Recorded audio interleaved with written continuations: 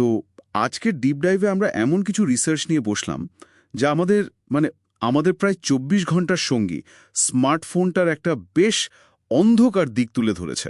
একদম। স্ক্রিন থেকে যে নীল আলোটা আসে সেটা যে শুধু আমাদের চোখকেই ক্লান্ত করছে তা কিন্তু না। না না, একদমই না। বরং নীরবে আমাদের ঘুম, ত্বক, এমনকি শিরোদারারও ক্ষতি করছে। ঠিক তাই। আর আমাদের আজকের লক্ষ্য হলো এই সোর্স মেটেরিয়ালগুলোর গভীরে গিয়ে এর পেছনের বিজ্ঞানটা একটু সহজ করে বোঝা, আর অবশ্যই কিছু কাজের সমাধান খুঁজে বের করা। দারুণ। তাহলে শুরু করা যাক সবচেয়ে পরিচিত সমস্যাটা দিয়েই, আমাদের চোখ। আমরা সবাই জানি যে বেশিক্ষণ স্ক্রিনের দিকে তাকালে চোখে চাপ পড়ে, কিন্তু এই নীল আলো বা ব্লু লাইট এটা ঠিক কিভাবে ক্ষতিটা করে? আচ্ছা, ব্যাপারটা বেশ সরাসরি। এই হাই এনার্জি আলোটা মানে এইচইভি লাইট, এটা আমাদের কর্নিয়া আর লেন্স ভেদ করে সোজা একেবারে রেটিনায় গিয়ে হিট করে। ও, আর সেখানে এটা এক ধরনের অক্সিডেটিভ স্ট্রেস তৈরি করে, যা ধীরে ধীরে দীর্ঘমেয়াদে রেটিনার কোষগুলোকে নষ্ট করে দিতে পারে। আর সোর্সের একটা তথ্য দেখে আমি বেশ অবাক হয়েছি। আমরা নাকি সাধারণত মিনিটে ১৫ থেকে ২০ বার চোখের পলক ফেলি। হ্যাঁ, স্বাভাবিক অবস্থায়। কিন্তু যখন ফোনে মনোযোগ দিই সেই সংখ্যাটা 60% কমে যায়, মানে মাত্র ৫-৭ বার। ঠিক। আর এ কারণেই চোখ এত শুকিয়ে যায়, যেটাকে আমরা ড্রাই আই সিন্ড্রোম বলি। আর এর প্রভাবটা তো ছোটদের ওপর আরও মারাত্মক, তাই না? অনেক বেশি।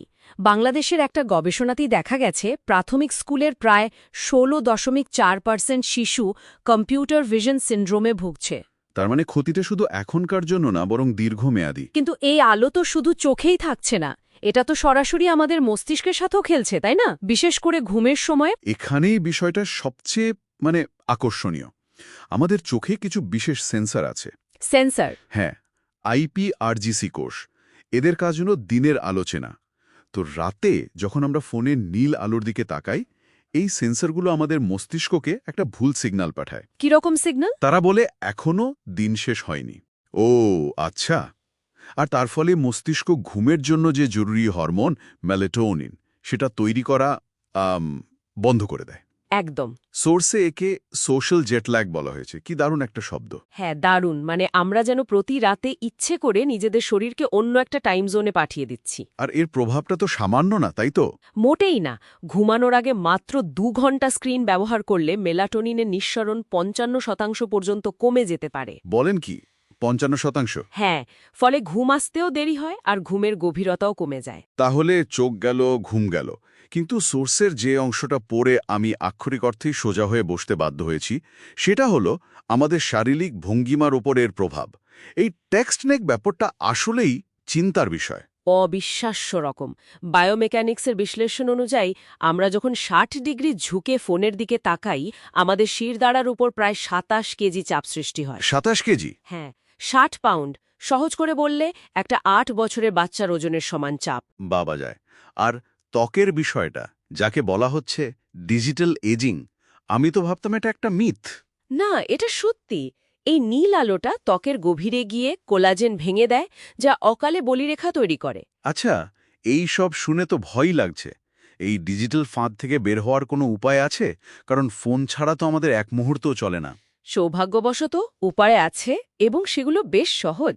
সোর্সে কয়েকটা কৌশলের কথা বলা আছে। প্রথমটা হলো বিখ্যাত 20-20-20 নিয়ম। ও হ্যাঁ, এটা আমি শুনেছি। প্রতি ২০ মিনিট স্ক্রিন দেখার পর ২০ ফুট দূরের কোনো কিছুর দিকে ২০ সেকেন্ডের জন্য তাকাতে হবে, তাই তো? একদম। এটা চোখের পেশিকে আরাম দেয়। আর ফোন সেটিংসও তো কিছু করা যায়? অবশ্যই। যেমন ফোনের নাইট মোড বা আই কমফর্ট শিল্ড ব্যবহার করা। এটা নীল আলোর পরিমাণ অনেক কমিয়ে দেয়। আর আরেকটা দারুণ মনস্তাত্ত্বিক কৌশলের কথা বলা হয়েছে, গ্রে স্কেল মোড। ঠিক। স্ক্রিনটা সাদা কালো হয়ে গেলে রঙিন নোটিফিকেশনে সেই আকর্ষণটা আর থাকে না। এতে ফোনের প্রতি আসক্তিও কিছুটা কমে। তবে সবচেয়ে গুরুত্বপূর্ণ বোধহয় অভ্যাসটা বদলানো। সেটাই আসল কথা।